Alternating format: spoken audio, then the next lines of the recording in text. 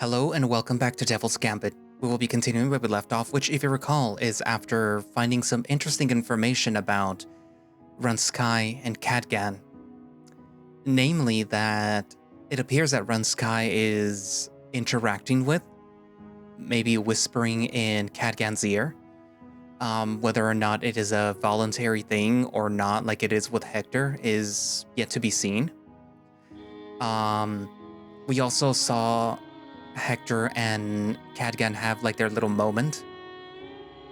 Not too different from the previous one, but more in line with what Hector originally wanted from like this whole thing. So yeah, they were getting closer.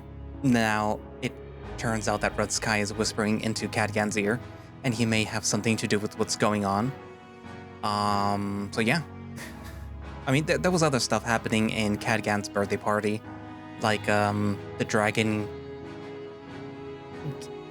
getting together with the pudgy wolf and meeting one of the childhood friends. I forgot her name was. Started with the T. Teresa? Tessa? Something like that.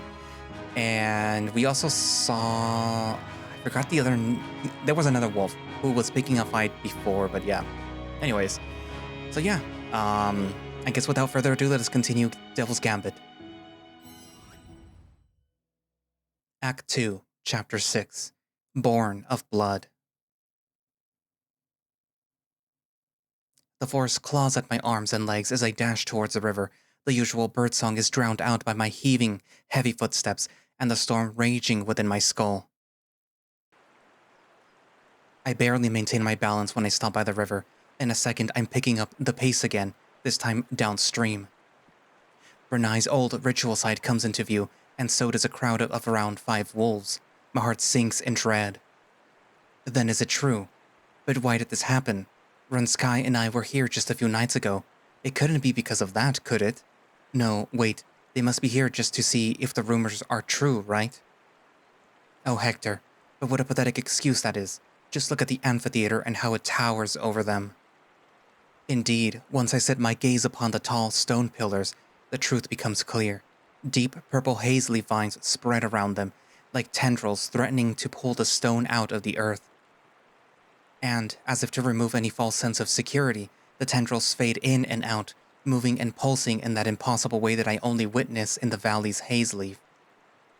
I'm taken in by this ghastly dance, of how the leaves' shape and size change without rhythm or reason. There is an allure to them, like they're inviting me to come closer. But that thought alone makes my heart pound, and I look away. It's then that I notice Irnan talking to another group of wolves a few meters away.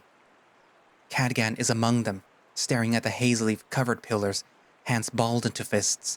His ears flick back and forth, though his face remains frozen.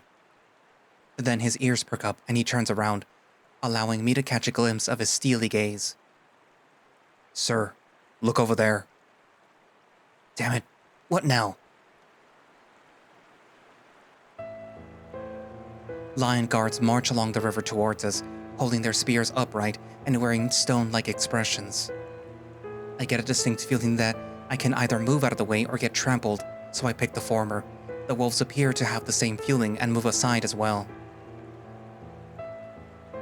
As the lines pass us without as much as a glance, I notice Manuel in the center of the formation.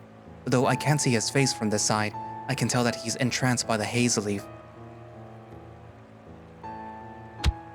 Cadgan's group, however, doesn't get any choice. Irnan claps his hands and is about to address the guard in front when the lions push him and the others away from the ruins, going as far as bashing them with the spear's shafts. What is your problem? The lion clears his throat. His Grace, Duke Manuel Leopoldo, very long name, has ordered that nobody come close to the haze leaf. Now disperse at once. What? Do you even understand what you're meddling with?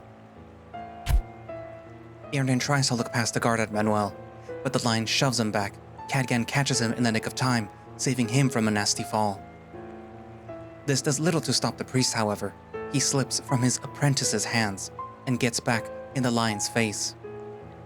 "Now listen to me. We need to burn that thing as soon as possible." The guard grimaces, gripping his spear with both hands. "Wait." But then stops at the sound of the Duke's voice. Manuel turns to Irnan, his healthy hand on his chin. "Bring it here." There is no hesitation. The guard grabs Irnan and throws him behind the formation, sending him tumbling forward. Khadgan is paralyzed in place, and so am I.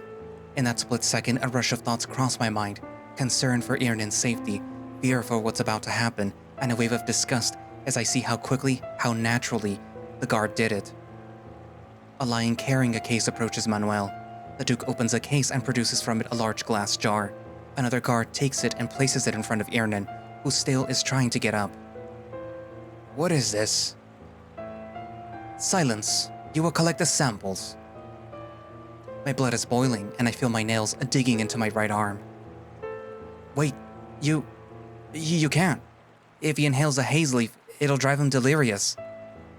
I barely keep myself from screaming at the Duke, of yelling out something that would doubtless make things worse. But Manuel simply stares blankly at me, and then smiles. "Oh, it's you. Yes, I am aware. That is why I'm making the mutt do it. Now get to work." A hit in the back with the spear's blunt end breaks Irnan out of his daze. The priest grits his teeth and stumbles towards the haze leaf, holding onto the jar for dear life. A piercing pain spreads throughout my forearm. My claws are digging into my skin enough to draw a little red. I keep staring at it, overwhelmed, but on some level welcoming the distraction. I can't understand what's happening anymore. It was a normal morning until Wolf arrived at Arwell's nest in a frantic stare and with the leaf stuck to his ear. It couldn't have been more than 20 minutes since. How did everything spiral so quickly? I swallowed what little saliva is in my mouth and I looked up at Khadgan. I can't see his expression and he's still as a statue. I can't imagine what must be going through his mind. Irnan still is off balance. He must have gotten hurt when the guard threw him. But he's pulled himself together enough to act deliberately. He takes a deep breath before walking up to a pillar and tearing apart one of the vines. He takes the end that he cut loose and squeezes it, causing some sort of purple liquid to leak out before pulling from it twice. The vine comes loose, then it's a race to get it all inside the jar and to close it. As I feared, he couldn't hold his breath the entire time and some of the liquid soaks onto his fur. The wolf returns with the sample. A guard takes a jar from him before another pushes him towards us. This time Khadgan is there to keep him from hitting the ground, at least. It's then that I finally break out of my paralysis and run towards them. "Oh my god, Irnan, let me clean your hand." "Huh? What are you doing here? Ouch." "Don't speak, sir. Here, get on my back. Let's take you to the hospital." "I can walk, damn it." "Stop being so stubborn." Khadgan's right. Let's go, please. Manuel's holding up the jar, babbling about the haze leaf being fascinating or something to that effect. If I have to stay in his proximity for another minute, I'll snap. Fine.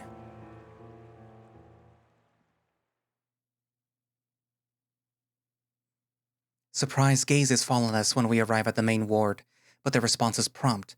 I yell for a sedative and a colleague rushes to prepare a vial. After helping Irnan get on the bed, Khadgan steps aside to let us work. "Is a needle necessary?" "Don't whine, also stay put." "I am not whining. It's just, that doesn't look pleasant." "I'm afraid it'll hurt, yes." He's still lucid at least, not that I expected otherwise, but it's nonetheless a relief. Another doctor hands me an ampule. I check it quickly, the intact label, the correct light yellow color, the subtly viscous consistency, and no signs of dirt or contaminants. I've done it 1,000 times. I break the vial's neck and breathe in. There it is, the unmistakable smell. While collecting it with a syringe, I estimate Irnan's weight and age. He's taller than Finbar by a few inches. I quickly calculate the dosage. While my colleagues prepare the injection site, I give Khadgan a brief look. He has this glassy aspect to his eyes, looking at nothing in particular. He barely moves. "Let's start. Tell me when you feel drowsy. Not long after, a wolf comes calling for Cadgan. The light returns to his eyes at the mention of his name, and he excuses himself. All throughout, Irnan fails to hide his anxiety. I almost assume that he might have a common fear of needles, but as I line up the syringe, I catch it. He's looking at the liquid. What are you putting in me? It is not the name of the substance that he wants. It's the usual sedative for haze leaf inhalation, and nothing more. I've checked it. How can you tell?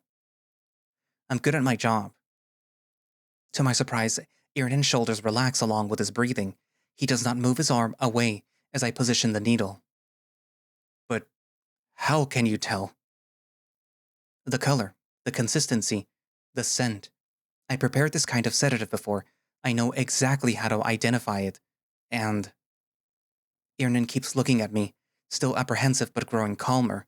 He doesn't even wince when I plunge the needle. If someone had tampered with it, I'd know. After injecting it, I describe all the characteristics of the drug while holding up the ampule with the leftovers. I even let him smell it, so that he can check the scent for himself. He's so focused on my description that he doesn't even notice when the drug kicks in.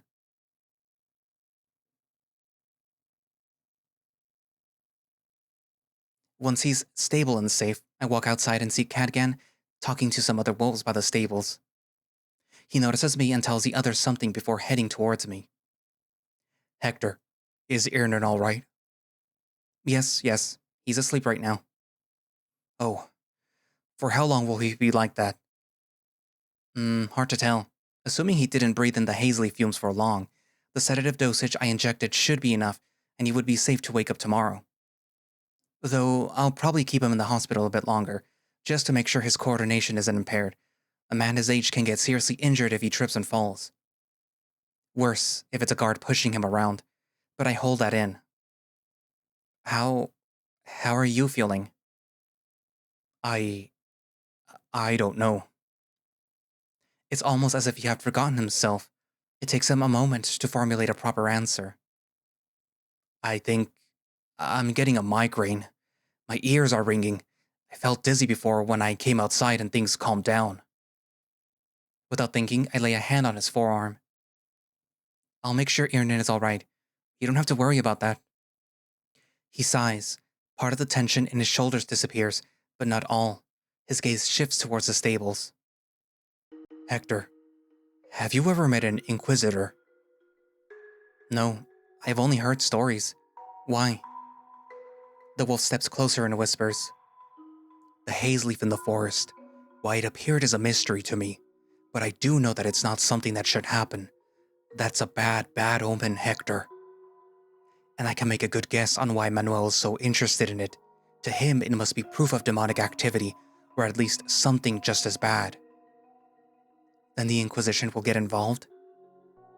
Irnan is right that the Inquisition won't come unless there are demons or worshippers to kill. But they aren't fools. They are aware of Rannai's roots. They will know the haze leaf showing up outside the valley is a sign of a dark god stirring. Someone will come. Whoever they are or what they intend to do, we cannot tell. He looks away, lost in thought. This is truly a terrible turn of events. What I'm getting at is, do you really intend to stay, no matter how dire the situation may become? Are you afraid of the Inquisition, Cadgan? He blinks in surprise, as if he hadn't even considered the idea. I suppose, but now I'm just trying to be pragmatic. I can't predict how this will turn out. The Inquisition might find Manuel's behavior deplorable, or perhaps it'll suspect us of secretly worshipping the Dark God. And if it is the latter, they might reach a conclusion bloodier and more ruthless than we can imagine. Either way, conflict might break out. I already told you, I'm staying. I know, and I'm warning you of what may be in store for Rannai. If you still won't budge, well, what can I do but keep my word? I'll protect you however I can. As he squeezes my shoulders, the ice in his eyes reflects back at me. This time, however, the frozen peak doesn't seem so distant and unreachable. As firm and as unshakable as the coldest mountain, unyielding, determined, and safe. I hesitate. Just when did cold become so comforting? but it also deepens my guilt and doubts all the more. I can't shake the feeling that this is my fault. What other explanation could there be for the sudden appearance of Hazeleaf? And now the Inquisition might come to town because of it. It's just too much. Just wanted Ranzkai to comfort me, to feel warm at all, to have a home at last. And Ranzkai, does this mean that he's been taking advantage of me after all? And what about everything that he said about not wanting to wake up the Dark God? If he's using me to spread its influence, then that must have been a lie. Damn it, I'm so stupid. I thought demons couldn't lie. A priest in the city once told me an inquisitor said so. They were wrong about having my soul taken in a deal, weren't they? Figures the priest was just making shit up. But even so, I wanted to believe him. All the things that he said, all those emotions, surely they could not have been lies.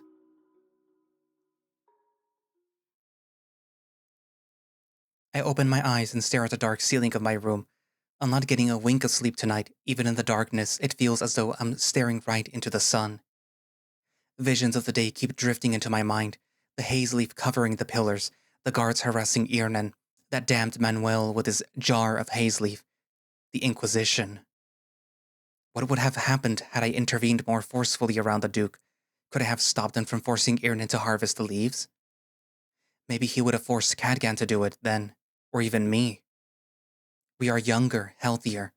If we had gone on a frenzy, it would have been harder to contain us, Cadgan in particular, but recovery would have been swift. That's why he wanted Irnan to do it, Hector. He's old and disposable. He would not have to waste a healthy, usable wolf in a task like this. He needs them for the expeditions. It doesn't matter if his guards rough him up. God, I recoil and sink in my claws into the pillow, the way that they pushed him. If he had fallen on a rock, he could have broken a bone. At his age, he would never have fully recovered. Today's events could have easily turned into an irreversible tragedy. Then a pebble hits my window. I freeze up, only my gaze following the direction of the sound. A second pebble bounces off the glass and then silence. I look around for a red or purple glow, but there's nothing of the sort. The third pebble makes my heart jump, and it's then that I gather my wits, get out of bed, and head downstairs. Like last time, I exit into a desolate town and spot a faint red arc of light moving towards the forest. And sure enough, the devil of Rannai shows himself once we cross the tree line. Badger, at long last we meet again. It's not even been a week. Hello, Ranzkai.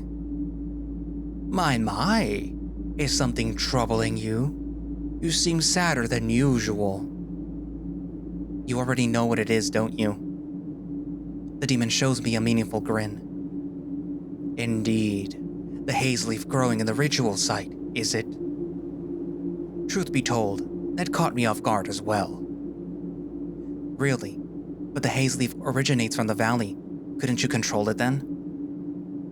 It's true that I have some authority over the valley, but I am not its true master. That honor belongs to my parent, the Eye of Rannai. Or are you suggesting that our lovemaking from the other night was secretly a ritual? A catalyst for the Hazeleaf to spread? That'd be a most devilish plot. But no, I really did not expect this to happen. So what? Did the Eye just see fit for the Hazeleaf to grow there? The Eye stirs in its slumber, and it's begun using me as a vector for its influence too. This is nothing extraordinary. It was commonplace back when my kin and yours intermingled. However, it means the Eye's sleep is much lighter than I estimated. I really cannot tell if he's lying or not, or rather I cannot find a sign that he's trying to deceive me. Ranzkai's words feel as though they come from somewhere deep within, where words are untouched by whatever defect or evil makes them imprecise, or even twists them into lies. He could be lying through his teeth and I'd never catch it, because he can't help but tell another truth in return.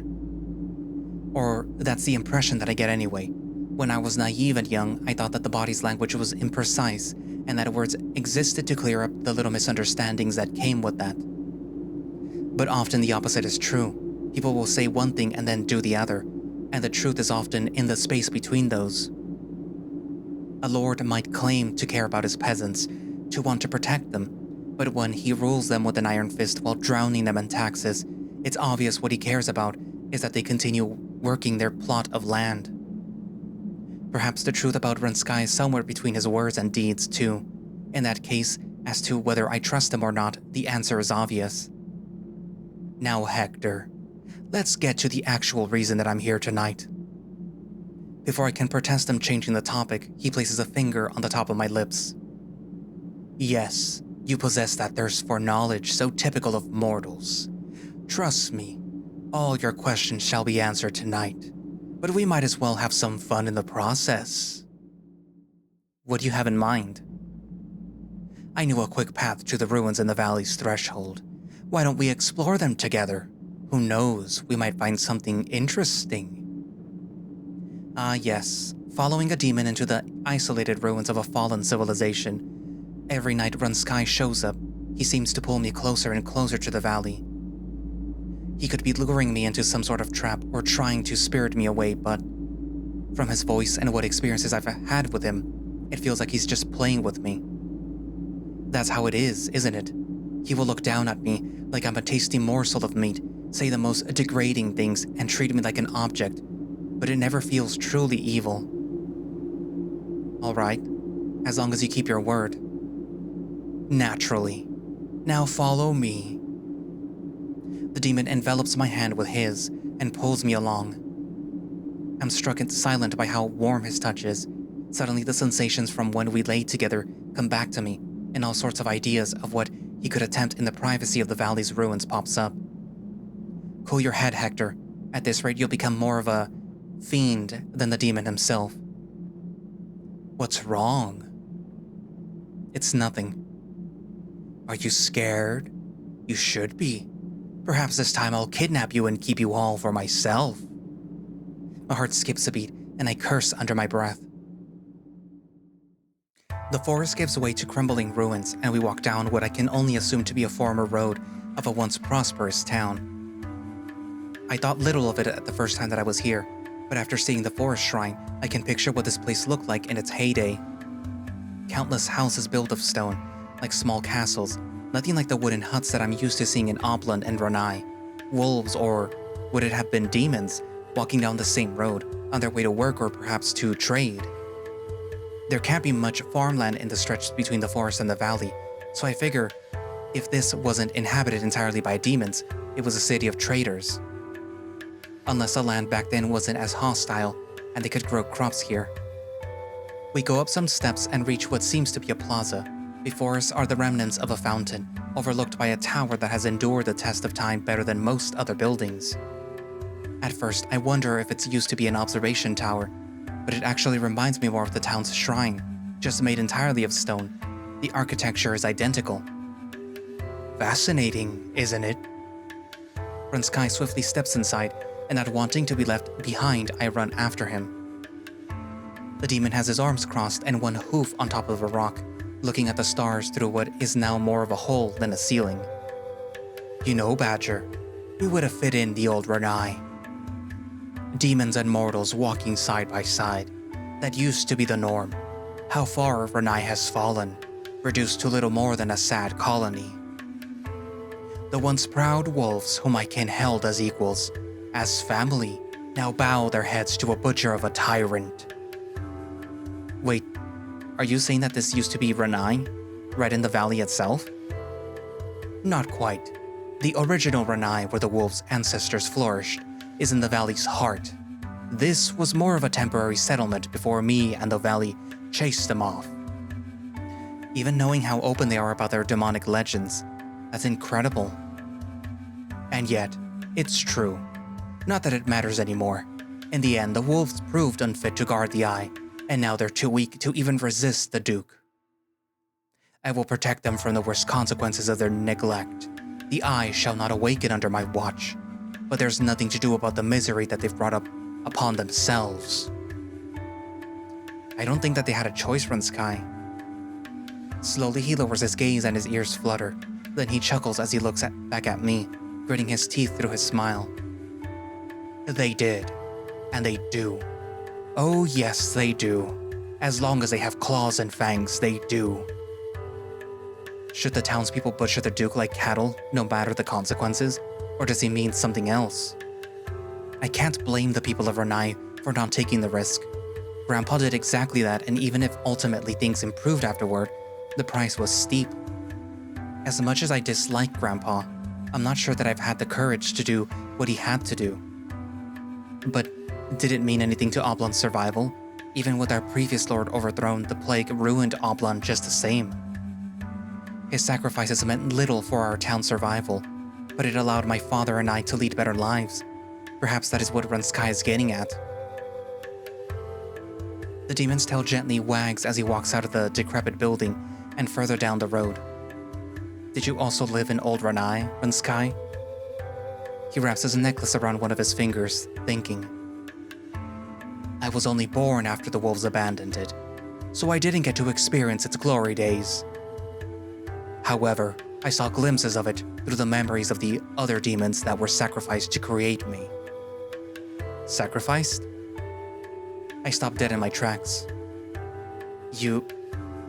How do I say this? Who are you really, Ranzkai? He looks at me with such levity, like he cannot see why my question would even matter. I am a demon. Is that not enough?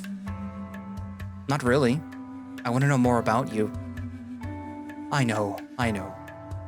Well... He breaks into a sprint suddenly. Maybe I'll tell you more if you can catch me.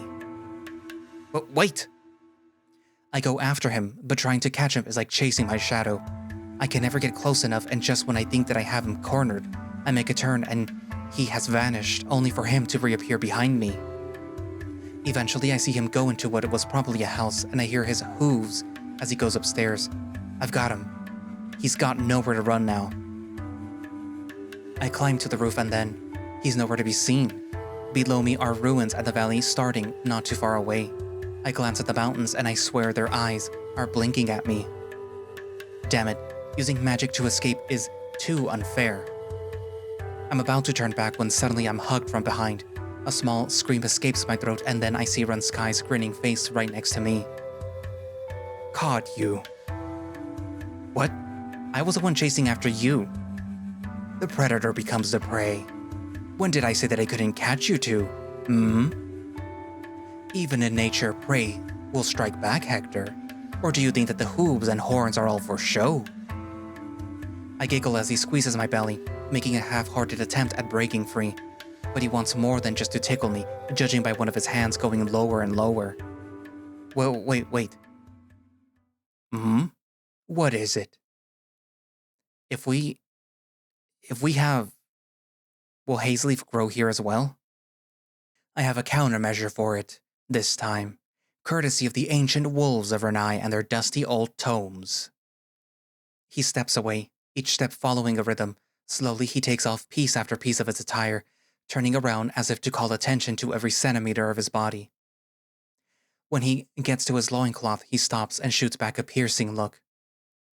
With a smile, the demon unfastens his belt, which slides off his tail and hits the floor, and right at that moment he turns to face me once again, holding up his loincloth in a dramatic pose. Does your loincloth have something to do with the countermeasure? Look a little closer. I squint and notice something painted on the red fabric, some sort of woven sigil, though it has runes that I've never seen before. What is that? Ranzkai clears his throat and kneels, laying his loincloth on the floor.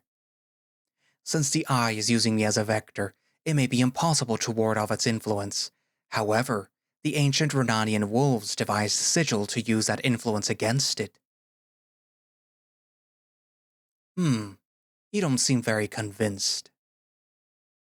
It's just, the Hazeleaf took you by surprise, no? Are you sure that this will work? It's an old and tried method, Badger. Older than myself, in fact. It's not that I don't believe him, but what if he's mistaken? Although Ranzkai might have accounted for that already. Nobody will bat an eye to Hazeleaf growing this close to the valley, so if it doesn't work, at least it won't make things much worse than they already are. Is that why he lured me all the way out here? Besides, I do want to find out if it works. All right, let's do it. He smiles ear to ear. Perfect. After securing the sigil with some rocks, he grabs me by the shoulders and sinks his snout on my neck. A whine escapes me as his sharp claws dig into me through my clothes, ready to tear them apart any second now. Now, shall we try it out, my beloved badger? We fall to the cold floor and I look into Ranzkai's eyes as his hands get under my clothes and he undresses me. In them is a badger, with a face somewhere between a smile and a grimace, painted red with a hint of purple by a demon's iris. I'm not so big of a fool not to have reservations. He might deceive me or perhaps the sigil won't work, but I can't say no, because it is what I want. It's crossed my mind every once in a while that Ranzkai is like the old Cadgan, how quickly he switches between love and venomous spite, those smiles that endear me no matter how punchable they are, the games and adventures in the forest. Even his feud with the Duke, the few times he's mentioned Manuel, and when I told him about Oblon as well, there was this fire in his eyes. Sometimes violent, sometimes quiet, but always intense. There was something in him deeply concerned with justice, and now that I see myself in them, I know why. He's not truly like Cadgan, the version of him that I idolized never existed, after all. Rather, he is what I wanted out of the wolf, what I imagined that he'd grow into after 9 years. Did Ranzkai become this way on purpose? Or did something in him change the moment that he looked at my heart and decide that he wanted it? Could it be that, in a sense, I created Ranzkai? I can't tell, but no matter how I look at it, the other Cadgan is back. He's real now. As real as his hands on my hips, his tongue on my chest, his teeth nibbling my nipples. But if so, then who is that red and purple badger that I see in his eyes? If looking into my heart made Ranzkai into a Cadgan that previously didn't exist, then could it be that I've become more devilish in turn? Perhaps Cecilia was right, if only out of pure dumb luck. I am a demon. I carry the hunger of one. It's not enough. Nothing is enough. I want Ranzkai. I want to help Cadgan. I want to save Oblon. I want everything, to bury a claw in my burn marks, dig out the memories and taste them all over again, to indulge in every single one. But for now, if I can hold on to this broadback, moaning and whimpering as Ranzkai dives into me, that is almost enough to sate me. There is a nagging feeling, something else that I still want out of Ranzkai, not as the other Cadgan, but as a demon. Just where did you come from, Ranzkai? You were created after the ancient Rannai fell, but why? And how did it come to that? See, I've caught you. I'll do it as many times as you want. I'll keep holding on no matter for how long or how heavy the burden may become. I want you, all of you. So tell me. Foolish mortal, only a taste of what demonhood has to offer, and you're already way over your little head. I cannot say that I didn't expect it, or that it isn't entertaining. It's adorable, really. Very well, Badger. Allow me to indulge you then. I thought it best to spare you of this dark tale, but who am I to deny your blooming desires? I shall reveal it all then. Rannai, the Eye Valley, and me. The past that connects us, the tendons, the tissue binding us together. Our story begins long ago, back when the world was still in flux. One night, a star descended upon this land. Perhaps it was in response to a prayer, or it might have been the product of pure chance. Whatever the case, a droplet of the sky fell, in the place that would one day be known as the Eye Valley. Though it made a splash, it remained hidden, undiscovered by any soul for a time too long for you to comprehend. That was until one day, a humble wolf hunter, a member from a then nomadic tribe, walked into the valley's maw, and in its heart finally found that droplet. At the bottom of a crater was the gate to an abyss that, unbeknownst to him, would shape his people's and his land's destiny. From that abyss rose a haze that quickly enveloped the wolf. The hunter struggled with his spear, but it was useless. However, no harm befell him. Rather, that haze retracted on its own, accumulating in the air before him, and took shape, becoming solid. Heart, nerves, bones, flesh, and skin, layer by layer, an entity was born there. The wolf was in shock, for this new being had a striking resemblance to him. Then it opened its eyes, and from the first moment their gaze met, the hunter understood. Nothing was out of his reach now, whether it was peace, wealth, eternity, or all the love nature had to offer. He could have it. So when the entity, or should I say the first demon of the eye, reached out to him, rather than striking it down, the hunter took that hand. This communication is how it all started, how Rannai would come to be. He returned home, changed. He was welcomed by gasps and expressions of shock. Although they all could recognize him, it was clear that he was no longer the same kind of being as his clan. Not only was he bigger and stronger, but he could bend nature to his will. With what a wish he could command saplings to grow wherever he stepped, and with a glance fruit would ripen and fall from any plant. The trees would act as limbs, growing where he saw fit, extending his reach to the entire forest. By constricting roots around rocks, he could even mold solid stone in the shape he desired. But this power wasn't meant to belong to one person, and the hunter understood this. Boons are meant to be shared, Hector. So the next time that they marched, it would be towards the valley.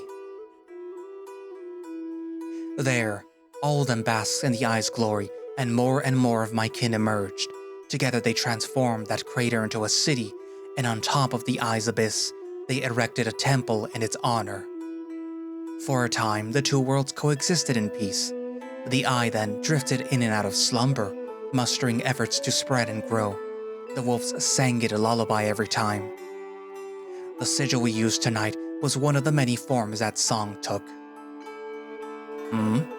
Why did more of my kin appear? Good question. Do you think the eye intended to create Rannai? The eye wants to sleep, but it being discovered by mortals was an inevitability. Then by creating Rannai, it attained a balance where the mortals, rather than being the catalyst of its awakening, protected its slumber. Is that it? It's an interesting idea, if a little naive. Say, Hector, why does fire burn? Does it want to warm and comfort us? Why does rain fall and flow to the ocean? Does it want to quench the thirst of mortals? Fire, water, and so much of nature simply is. It has no intentions or desires. It is there, and it will do as it will. The eye is the same as fire and water. It has no self-awareness and no emotions. With that in mind, that ancient Rannai existed in this equilibrium was nothing short of a miracle. And so it was that the wolves were not consumed by greed and ambition as soon as they learned of the eye's power. Still, while you might be mistaken about the eye's nature, my kin did notice what you just observed, and made it their mission to protect that balance between wakefulness and sleep. However, no matter how good their intentions, or how many songs for the eye the wolves came up with, greed did little by little poison their hearts. Think of the ecstasy you're experiencing right now, Badger.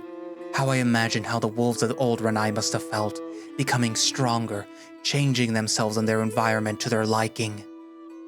By this time, Rannai's legends of demons living in the valley and chasing away anyone who dared approach it had already begun taking shape. If you can't believe it, the wolves were complicit at the start.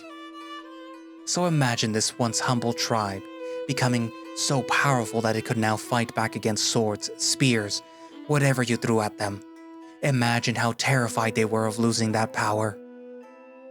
And as the wolves grew anxious, the demons grew ravenous. Power begets fear, which begets greed, which then begets more power. The summit isn't the destination, it's the beginning. Or, in Rannai's case, the end. The calamity began with a flash of light coming from the temple at the heart of the city. From afar, it was but a tremor, a shudder in the mountains. Little did they know that their days of glory had ended. After the flash, the water in the city gained an unnatural color. Something had gone awry, evidently, and a party of both wolves and demons was formed to investigate what had happened in the temple. All was quiet in the city center. They called out for the townsfolk, guards, priests, and even children, but nobody answered. All around them was this haze, like dense clouds of dust or pollen. The water had been completely transformed into a thick purple substance, the eye's essence, and as soon as they arrived at the temple's gates, all hell broke loose. If you ever thought that I'm a monster, well, you've seen nothing, Hector. The full extent of what the eye can create is beautiful and terrible. For it, nature is not but the soil where its seeds will grow into new forms of life. Demons knew this, but as for the wolves, they only learned this truth that day. Not without struggle and sacrifice, they slew the beast made from the flesh and the faith of their clan and pushed into the temple in search of survivors. They feared that it might be too late, that everybody had already been devoured, or even worse, become part of that beast, but they still had to try. However, what was waiting for them there was beyond their every expectation. Yes, what they found was a cradle. A cradle of the future, a promise of the fate that awaited them if they kept walking down that path.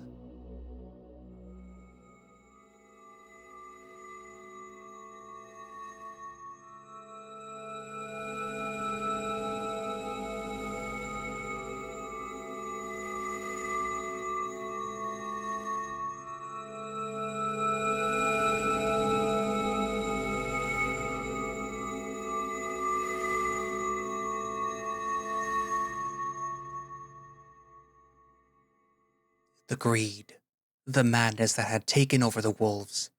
What they saw in the temple was enough to snap them out of it. Can you imagine, Hector, the moment that they learned what exactly they had invited into their bodies? I'm sure you felt it too, the guilt and the shame. There is no need to lie. Just as you want to have all of me, I'll accept all of you as well.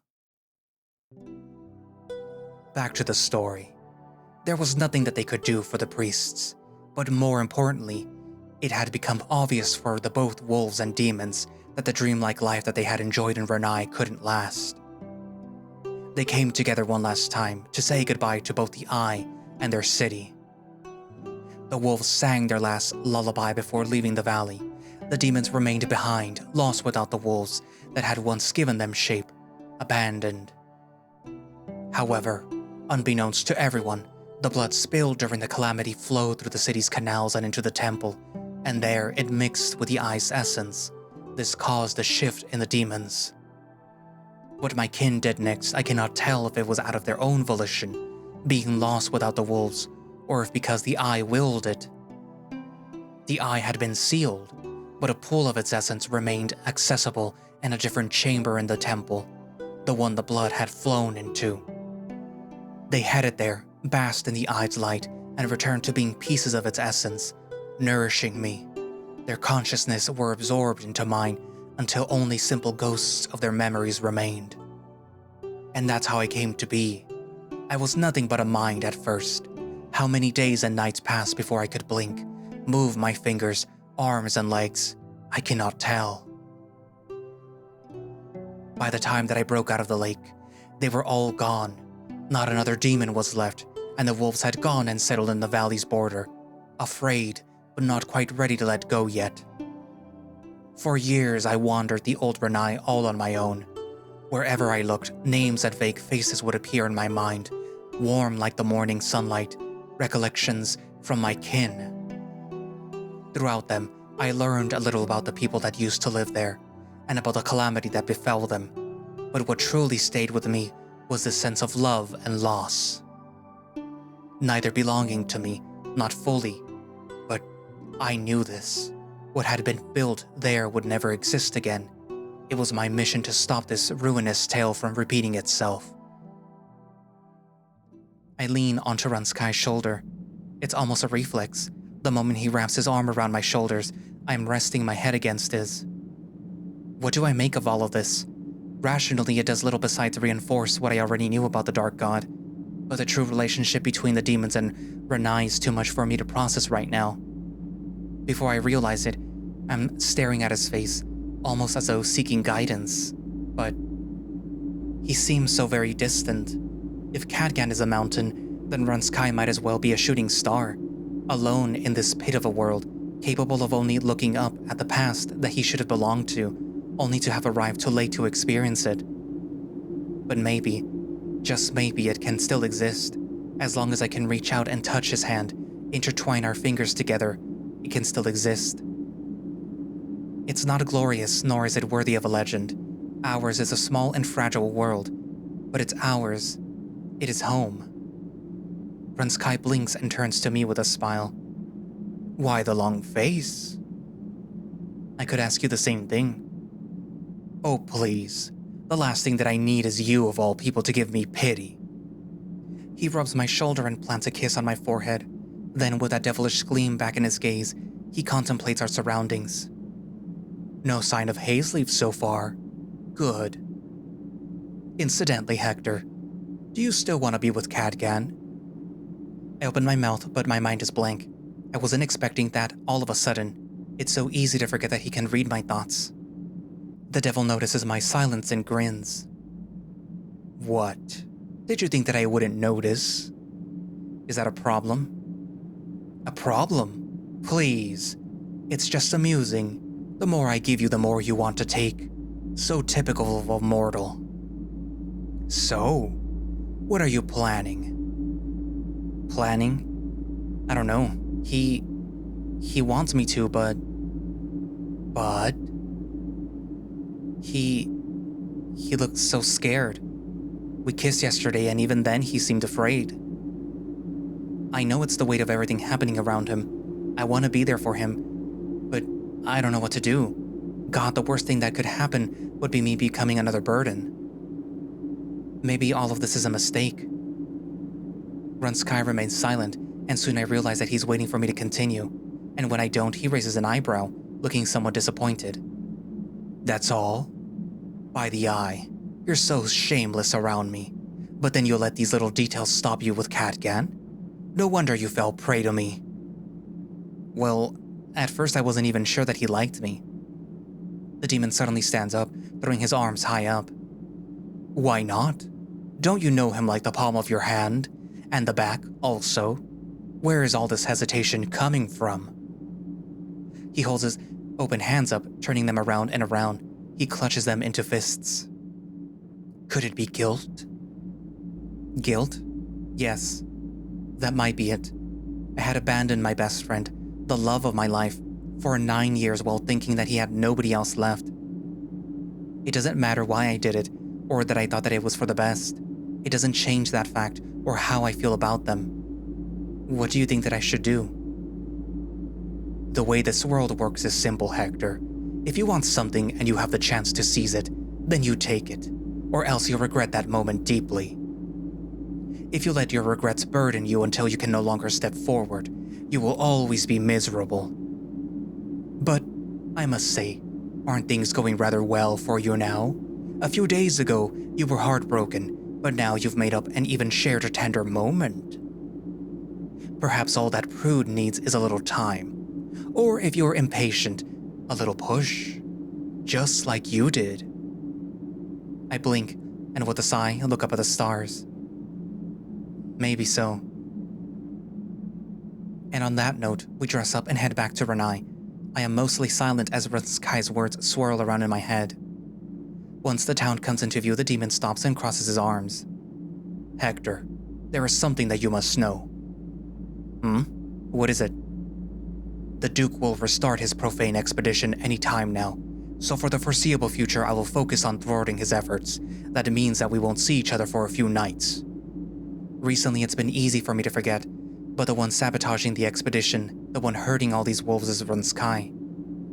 Of course, if I accused him of that, he'd say it's Manuel who's been hurting them, and he's not entirely wrong, but him bringing this up so casually, I don't know how it makes me feel.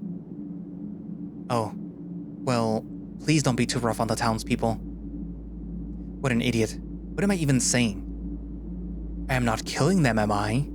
I'd say that I've been plenty gentle. Don't look so gloomy now. I'm not so heartless as to leave you alone for long without a little consolation.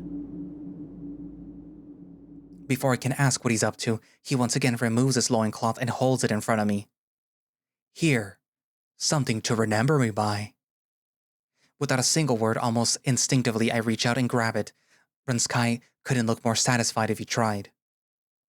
I wonder why he and the valley smell so strongly of flowers.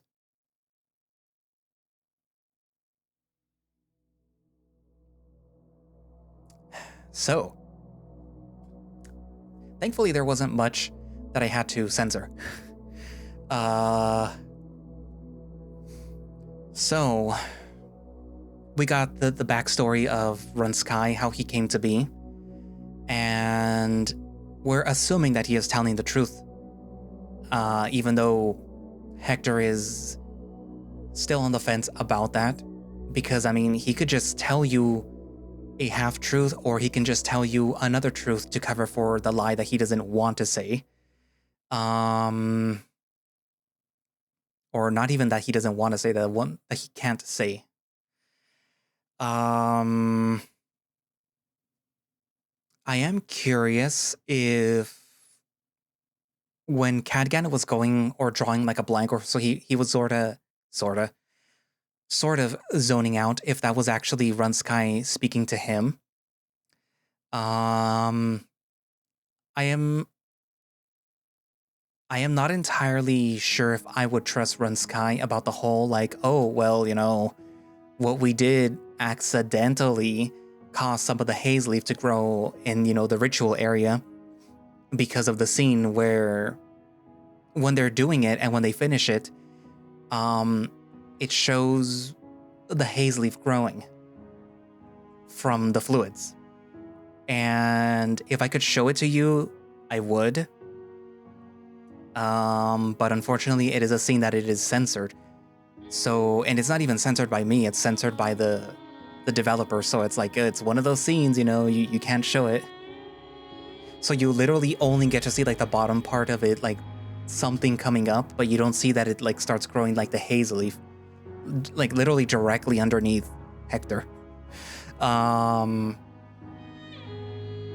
yeah, it was always obvious that people were living with the demons in the Eye Valley, but you don't really know what it is that is in the valley. But if you were to take it literally, then it is something that came down in a meteor, and whose primary form of interacting with the people in this world is through the haze. And perhaps the haze leaf is sort of like a vein or like tendrils that it uses in order to spread its influence or itself. And it is entirely possible that Ranzkai himself is just made of haze, purple haze. Which would be kind of funny. This, oddly enough, reminds me of Final Fantasy Crystal Chronicles, the original one for the GameCube, where a meteor falls and it starts releasing the miasma. The monsters and things like that are, I believe, created from the miasma, but also from like the memories of the townsfolk that are taken by the miasma. So in a way, this kind of feels similar, where something that fell from the sky is releasing some gaseous substance, which is toxic, and because it was in the game also, to the natural inhabitants of the area, but they have their ways of fighting it. Where the difference is where the demons, such as Ranzkai and the ones that came before him and whatever, are formed by the haze, and they're not evil. They were formed in the image of the wolves that found them, I guess. But yeah, anyways. So things are getting interesting, at least as that is concerned. So anyway, tell me what you guys think so far. Like, tell me your theories, your game theories, down in the comments. And thank you all for watching / listening. If you'd like to play Devil's Gambit yourself, you can do so by going down into the link in the description, which will have a direct link for the itch.io page where you can download the game and play it yourself, or you can just go to itch.io.com and download the game and play it. And they do have a Patreon in case you want early access to builds of Devil's Gambit and works in progress and some other stuff that they might have. But that will also be linked down in the description, along with my links, for my Ko-fi, my Throne, and the channel member thingy.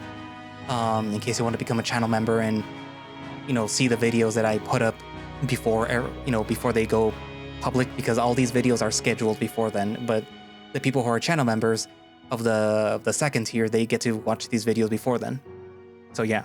So I'm recording this on September 19th, and you would be able to watch it, immediately, because you're gonna have to wait, because there's a whole bunch of videos that are coming out before that, which you probably already saw, hopefully, because that was a very good visual novel, what I read. Funnily enough, also somewhat tangentially related to what they're talking about, like at the end of this one, related to what happened to the other character from the other visual novel that I literally just read. But yeah, anyway, so yeah. Comments, and bye-bye. See you in the next video. Go away now. What are you still doing here? Go away.